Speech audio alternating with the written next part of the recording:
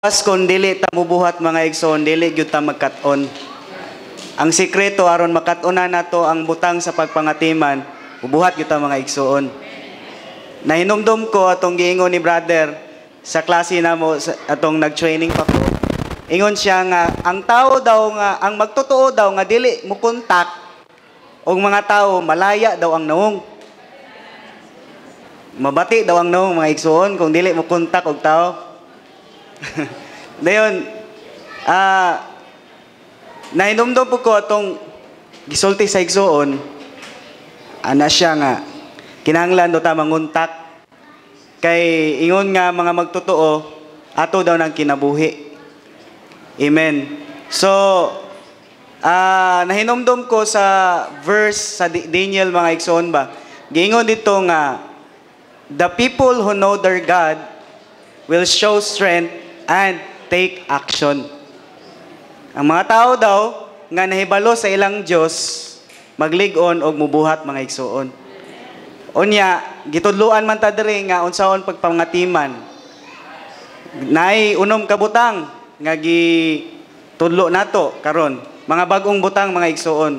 Ngani ako personally na correct ko kay nag-serve mo dito sa campus work sa Calamba. Nangatiman mi sa mga young people. Unya, sa verse nga kung gihisgotan mga igsoon, kung nahibalo ta sa atong Dios kinahanglan yun ta mubuhat.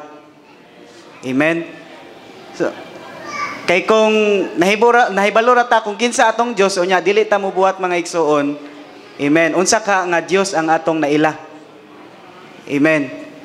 So, usapod sa akong, although dili pa magyud kay perfect mga igsoon, ako gani nga nagbuhat sa pagpangatiman sa mga young people, wala pa man gani kayo ka sukad, no? Wala pa gyud kayo nahibalo. Unsa na lang ka tong dili gyud mubuhat. So, usapon ni kapahimangno nato mga igsoon. Ako po personally nahimangnuan sad ko mga igsoon.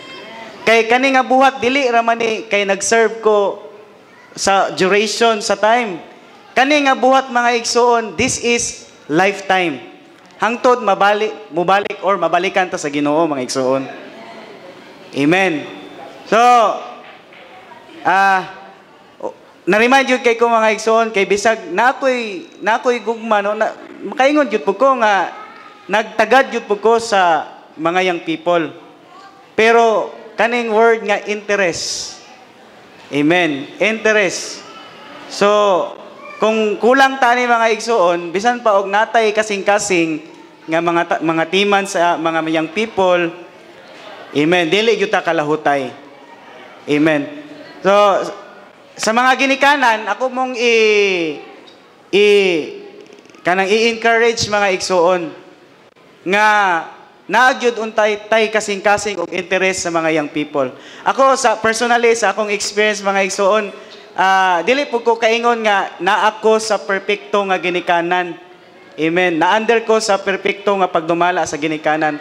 Ngani college life nako mga igsoon, mura kog iro laaw. Amen. Muuli ko adto kog eskwelahan alas 7 sa buntag, muuli ko sa balay sayo sa kadlawon. Amen. Migani, salamat sa Ginoo nga naay mga igsoon nga nangatiman. Ngani, wala man ko nag-despise akong ginikanan kay pagpili man puto nako, pero salamat kay naay mga igsoon nga nangatiman. Naay fostering mother and fathers in the church life. Nya, ako personally encourage mo na ako mga igsoon. Kay daghan nga mga young people inana sa tong iglesia. Daghang inana mga young people. Wa siguro ta kabalo sa ilang kahimtang, pero daghang inana. Unya mga igsoon, kung wala tay kasing-kasing, dili nato maluwas atong mga young people. Personally, naghisgot ko sa ako ang kasinatian mga igsoon.